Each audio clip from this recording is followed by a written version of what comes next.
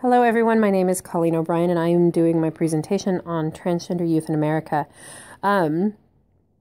Quickly go through some major points in history. It wasn't until the 1950s that transgender rights really started to emerge here in America. It was in the 1950s that synthetic estrogen and testosterone were developed, and an endocrinologist, a man by the name of Harry Benjamin, was the first doctor to prescribe hormones to transgender patients. He also recommended gender reassignment surgeries to those who felt they needed it, but he had to send them across to Europe because no doctors in America would perform the surgeries at that time. In 1966, Harry Benjamin wrote a book called The Transsexual Phenomenon, and in this book became the starting point for several other doctors to come forward and say, we've used the same type of therapies with our patients, and it is helpful. It makes them happier, healthier individuals when all is said and done, and we believe it's a good thing. So shortly after the transsexual phenomenon came out, Johns Hopkins University opened the first gender identity clinic in which transgender people could go for therapy, for hormone therapy, for emotional therapy. And within 10 years, 40 other schools also opened gender identity clinics. So once this movement began, people began to live more freely as transgender, as cross-dressers, as gay and lesbian. And issues with police did come up. These people in the LGBT community were often treated with brutality, with anger, with humiliation. And in 1969, all of that anger and frustration on the part of the gay and lesbian and transgender community came to a head in the 1969 Stonewall riots, in which in the early morning hours, the group of policemen invaded the Stonewall Inn, which was a known place for gay and lesbian and transgender people to hang out. And they began arresting people. And as they were bringing the people they arrested outside, a crowd grew around them of the rest of the LGBTQ community surrounding them. And they were very angry, and they started taunting the police, throwing things at the police, pushing them. The police had to take cover inside the Stonewall Inn, in which they barricaded themselves inside. It took more than 24 hours for riot police to get the crowd under control. But even then, the riots themselves went on for 6 days. And at this point is when America kind of opened their eyes and realized that these people weren't going to be silent anymore, and that and the transgender movement really took hold. The biography that I chose to read is called "I'm Looking Through You: Growing Up Haunted" by American author Jennifer Finley Boylan. In this book, she writes about her childhood and her adolescence, growing up in a haunted house that was literally haunted by ghosts, but also feeling haunted herself because she knew that she was a female, yet she was living as a male. And there was a very fantastic quote in this book. Jenny writes, "Back then, I knew very little for certain about whatever it was that afflicted me. But I did know this much, that in order to survive, I'd have to become something like a ghost myself and keep the nature of my true self hidden. And so I haunted that young body of mine just as the spirits haunted the coffin house, as a hopeful, wraith-like presence, otherwise invisible to the naked eye, like helium."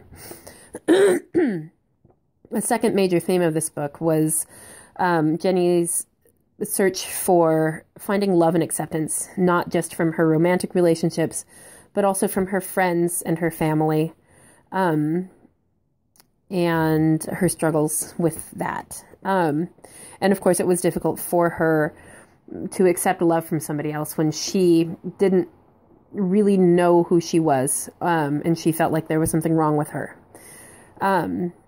The documentary that I chose to watch was called Real Boy. It was actually a local documentary about a young boy named Bennett Wallace. At the beginning of the movie, he was 19 years old.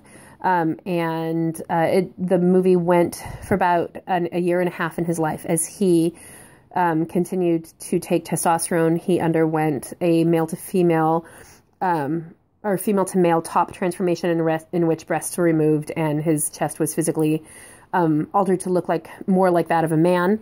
It's also about the struggle that his mother has with accepting Ben as a transgender person, and learning to see Ben as Ben and not as her daughter, who she had, thought she was for 18 years, and that name was Rachel.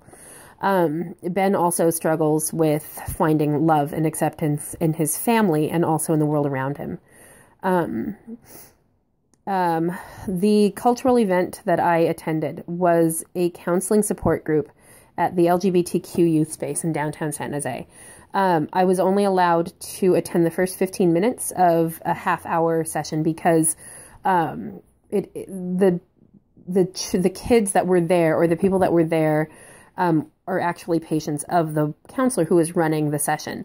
And I could only be there for the part when they discussed things that were not confidential, that were not related to their medications or personal issues that they were having.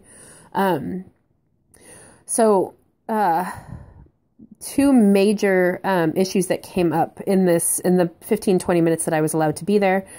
One of the people, the transgender people, said that they were having a hard time with their parents because they did not want to be referred to as her anymore. They wanted to be referred to as they. They were choosing the androgynous side of transgender. And whenever they brought it up with their parents, fights ensued. The second person in this group said that the same thing was happening to them.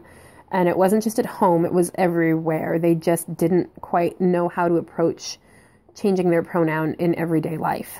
And a third girl was also having trouble with her identity. She was lesbian, not transgender, but her parents had ordered her to not come out and not discuss this with family and friends in the upcoming holiday festivities and dinners and such that would be happening. Another theme that kept coming up in this session was a feeling of insecurity. Several of these kids had been ridiculed, followed, made fun of, and threatened on the streets. And in talking to the counselor, she said that this was not an uncommon event at all. For many of the kids in the center, this was a weekly, it would happen 2 to 3 times a week. My personal interview, I interviewed a 19-year-old transgender person who I will refer to just as S. My first formal question to them was, when did you know that you were transgender? And S answered that they had always felt that they were not female, which was what they were assigned, and everything about being a girl just repulsed them. S also opened up about because they felt so disassociated from their life, they did feel they don't remember a time in their life when they were happy. They were just constantly depressed, and they have been in and out of mental health clinics for medication regulation, and even a few 3-day suicide watches. They are currently on testosterone, and that is helping. Just getting not having a menstrual cycle anymore, as said, helped them immensely, because every time they would get one and somebody would say something like, oh, female troubles, it would send her into this whole identity crisis because they don't actually feel female. I asked S, what would you like the world to know about transgender people? And S answered that they want everyone to know that transgender people have the same feelings and desires as everyone else.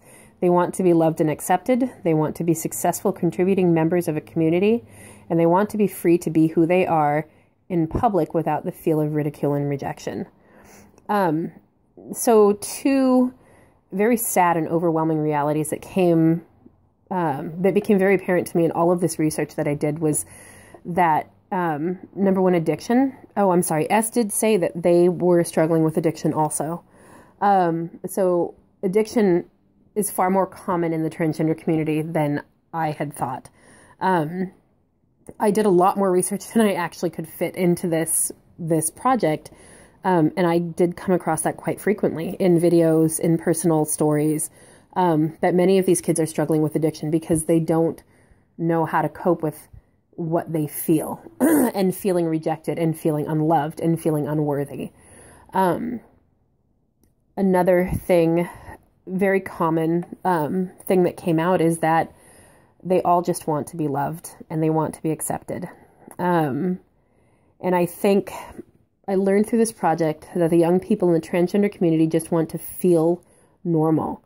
Their decisions to live as a man, a woman, or an androgynous human being has nothing to do with rebellion or rejecting society. They really just want to feel comfortable in their own skin.